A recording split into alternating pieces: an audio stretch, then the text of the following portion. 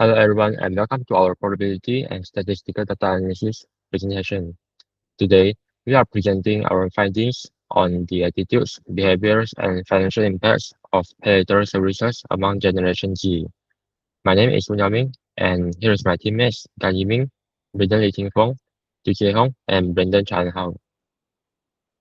We choose this topic because PayLater platforms heavily market themselves as offering for easy payments. This psychological framing can make purchases seem deceptively affordable, raising critical concerns regarding potential overspending and the accumulation of debt among young adults who are navigating their yearly financial independence. Before we dive into the analysis, let's closely examine our dataset in section 2.0. Our survey generated a mix of category and numerical data structure around 18 specific questions, which we divided into 3 core sections. The first is the demographic profile. This session was crucial for ensuring our respondents fell strictly within the target Gen Z age bracket of 18 to 29 years old. It also captured essential baseline data like gender, a nominal category variable, and average monthly allowance, which establish the financial capacity of our respondents. Second is the usage and behavior section. Here, we track actionable metrics. We ask respondents for their primary category of items purchased, such as fashion, electronics, or food. We also gather quantifiable metrics like the number of times per month using the service and average monthly spending, which serve as our primary variables for regression testing. While the third is the financial impact section. All questions here utilize a point Likert scale to quantify psychological factors. We measure self-perception metrics ranging from a user level of financial discipline to their direct difficulty in repaying and their overall financial stress and anxiety levels. So to prepare this raw data for accurate statistical inference in RStudio, we executed several strict pre-processing steps. The first is the data cleaning. We filter out any incomplete responses and remove outliers, specifically respondents falling outside the 18 to 29 age bracket, to ensure the integrity of our target population. To perform numeric analysis like correlation and regression, we use midpoint transformation. We could not use category ranges. We converted this into numeric midpoints.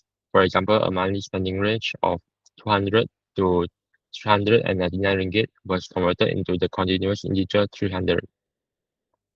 While the last is the encoding Likert scales. Finally, our quantitative responses from the financial impact section, ranging from strongly disagree to strongly agree, were preserved as integer data types from 1 to 5 for statistical modeling.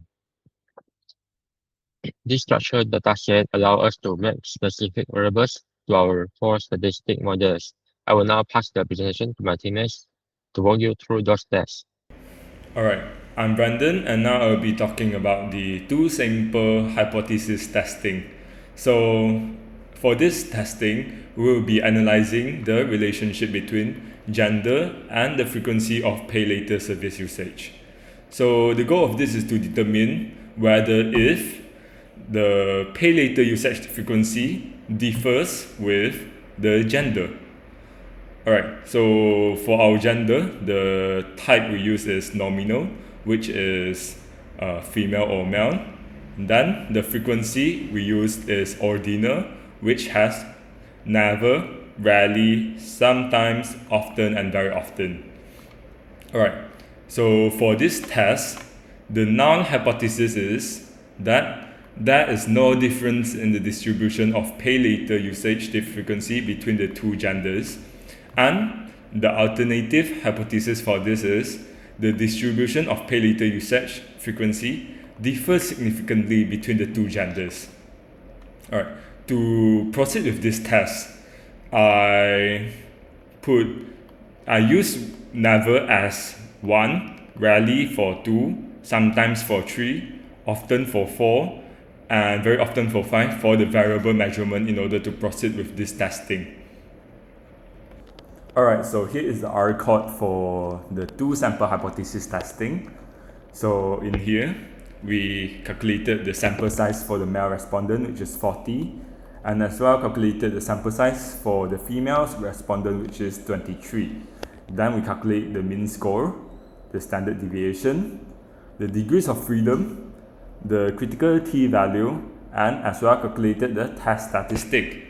So in the end, the conclusion for this is that at the significance level of 5%, which is alpha equals to 0.05, we can say that the null hypothesis is rejected. This is because the absolute value of the test statistic calculated, which is 4.061, is larger than the critical t value, which is 2.024, which is enough evidence to prove that there is a significant difference in PayLater usage between the two genders.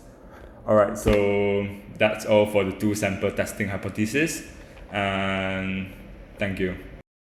Right, so I will be the one who explaining the correlation test segment of our data analysis. So for this test, our main objective was to evaluate the directions of the linear relationship between two key factors, which are the amount of outstanding PayLater debt held by Gen Z consumers, and how difficult they find it to make the monthly repayments. Right, so as you can see here, the variables we use. So for our independence variable, which is X, is outstanding PayLater debt in RM, which is Ringgit Malaysia. So during our data pre-processing, we transform categorical range into numeric interval midpoint. So we can perform this in order to perform this test lah. So for our dependence variables, which is Y, is repayment difficulty. So this was evaluated as a discrete integer and made from a 5-point Likert scale, where 1 means very easy and 5 means very difficult to repair. And yeah, so for our hypothesis statements, the null hypothesis state that there is no significant linear correlation between outstanding debt and repayment difficulty, which is equal to 0. And for our alternative hypothesis, we state that there is a statistically significant linear correlation between the two. Right, so in order to run this analysis, I also utilize the R programming language inside the RStudio. So as you can see, we use clean base R functions aligned with our syllabus to guarantee exact calculations. And here is the code. Here is a code snippet we executed to compute the Pearson product moment correlations and construct our visual data path. And now we look at our scatter plot generated by R. So as you can see, a clear positive trend is obvious here. We can see our graph is in a positive line, and responders with lower depth under 1000 reported mixed difficulty score, and however those with high depth approaching 3000 consistently clustered at severe difficulty level of 4 and 5. Alright, so now we look at our numerical output from RStudio, back this up completely.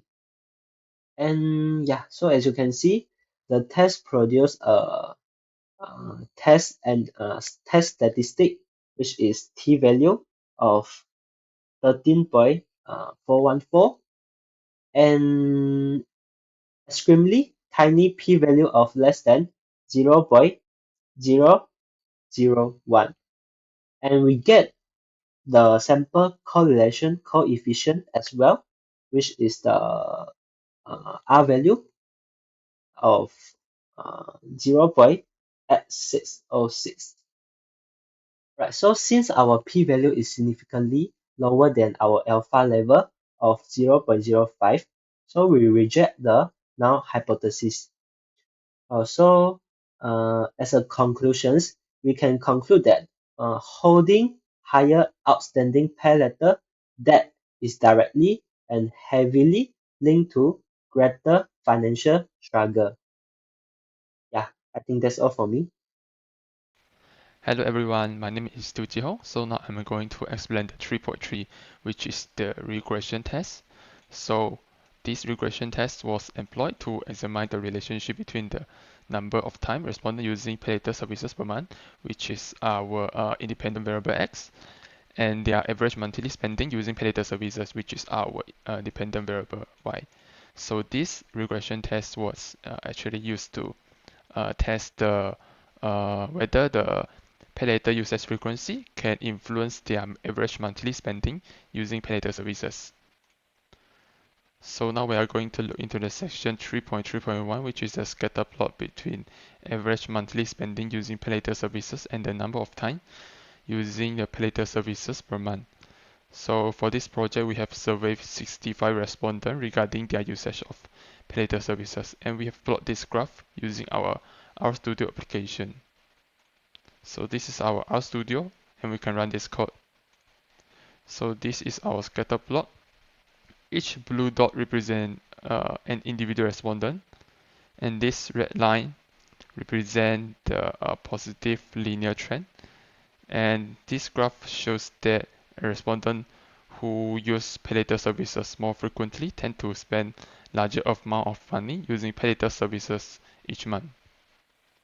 Next, we are going to look into the 3.2.2, which is the population linear regression. So this is the theoretical model for the population, but since we only know the sample data from the 65 respondents, we cannot know the values of beta 0 and this beta 1, these two values. So later we will estimate them using sample values. So now we are going to look into the estimated regression model 3.3.3.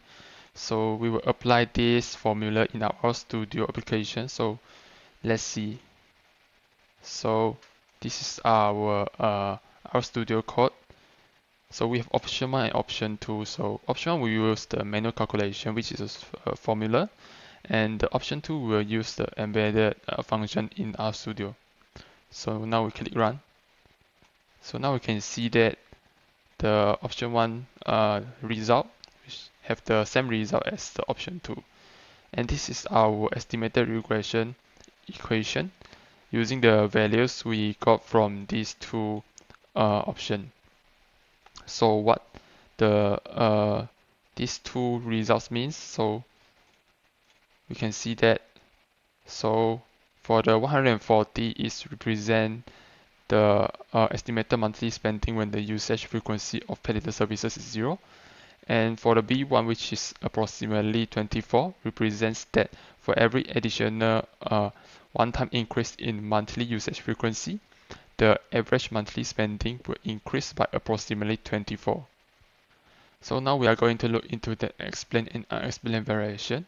So we have three variables here. So for SSR is the variation in monthly spending.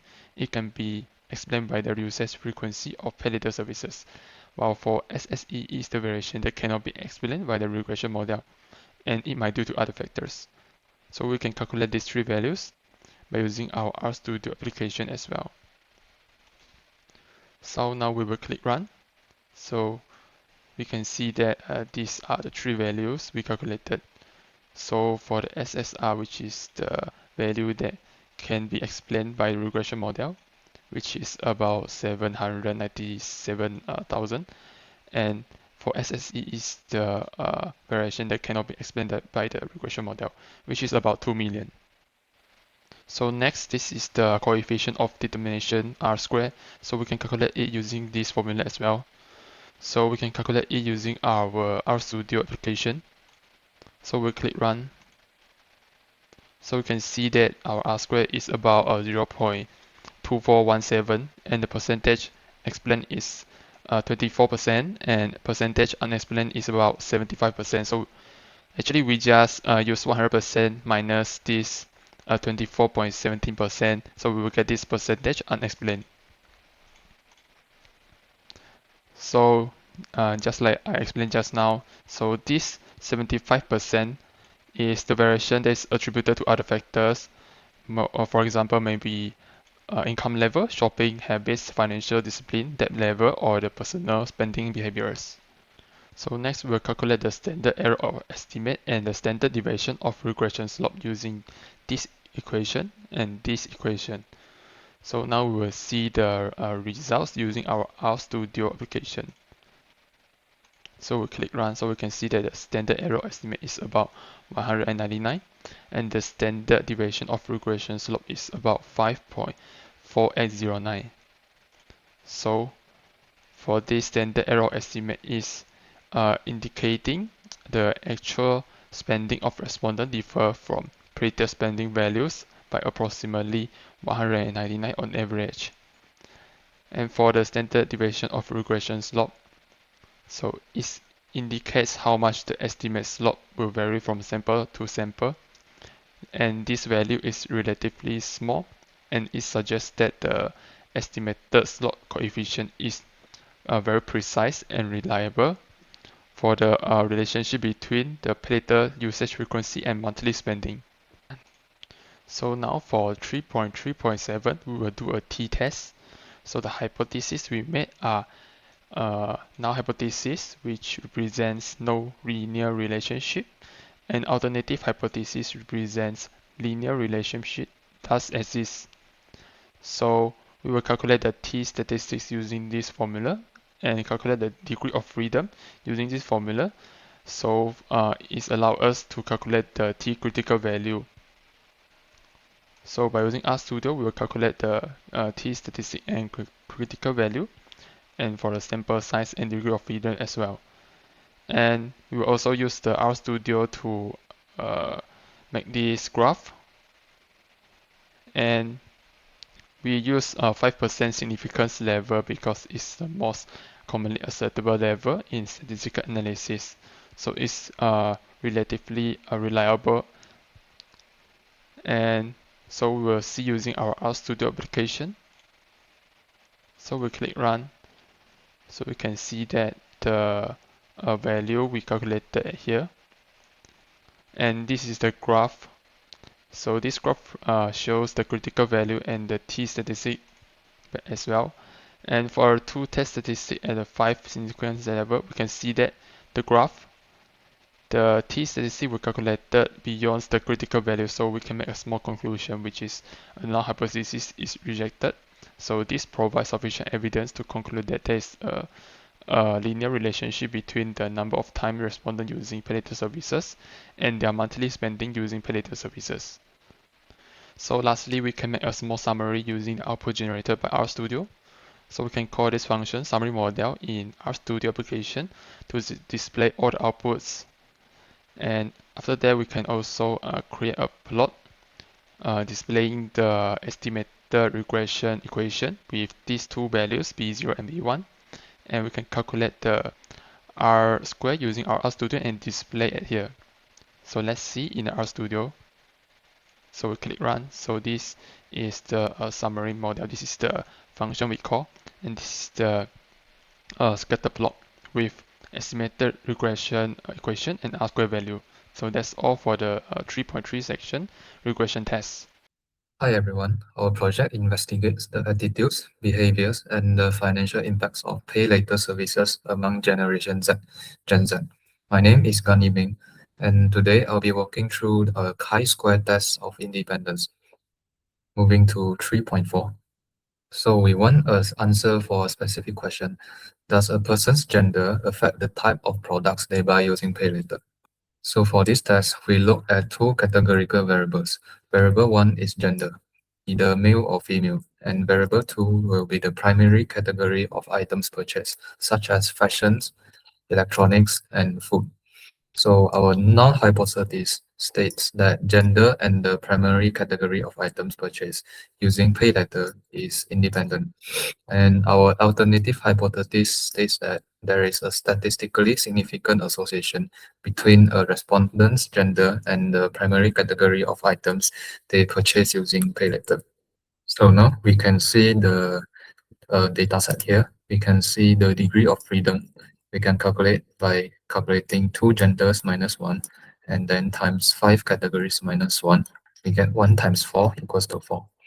And then we can get the significant level, which is 0.05. And this means that 95% of the data will be at the left. So from the chi-square distribution tables, we can get the critical value of 4 degrees of freedoms will be 9.488. So now let's move to RStudio. This is my program. First, we can see the survey data here. You can see the male responses and female responses. This is get by the Google Form response in the phase 1. So we have two data, which is the rows is the gender, and then the column is the categories. So for example, this 6 indicates male and the category fashion. So we can get 6% in the category male gender and the fashion category. And here we can see this is 0.95, which is 95% of confidence level. And then we can see the output code, the test results, and then the extracted test statistic, and also the calculated critical value. So this X and Y will be the vertical lines of our results, which is color red and color green. So now we try to run the code.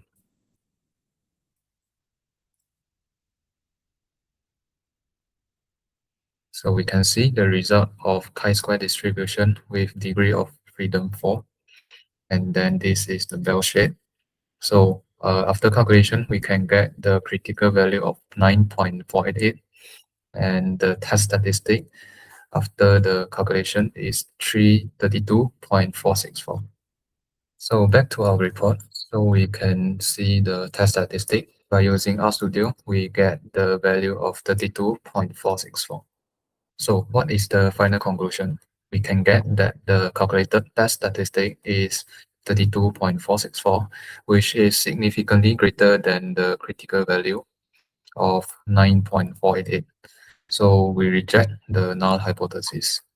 So this data prove that there is a significant association between a Gen Z consumer's gender and the product categories they choose to finance. So thanks for watching. To summarize our project, this process successfully connected statistical theory to real-world financial consequences. By analyzing our 65 respondents, we map up distinct demographic habits, noting that gender plays a significant role in both how often these services are used and what is being purchased. More importantly, we prove what we call the depth-to-stress pipeline, with a correlation coefficient of 0.0606. It is undeniable that these platforms are inflicting heavy financial anxiety on young adults who accumulate high balances. Where usage frequency does predict an increase in spending, our regression model shows that external financial discipline still dictates the vast majority of user behavior. Finally, I'd like to touch on our appendix regarding AI usage. We utilize a custom LLM assistant, Dr. Kwan, strictly to bridge the gap between statistical theory and RStudio implementation. We use context-loaded prompting to get specific conceptual clarifications, but we maintain a strict policy of manually verifying and modifying all code and logic against our core syllabus. No text in this main report was auto-generated without human critical review. Thank you for your time, and we are happy to talk with any questions.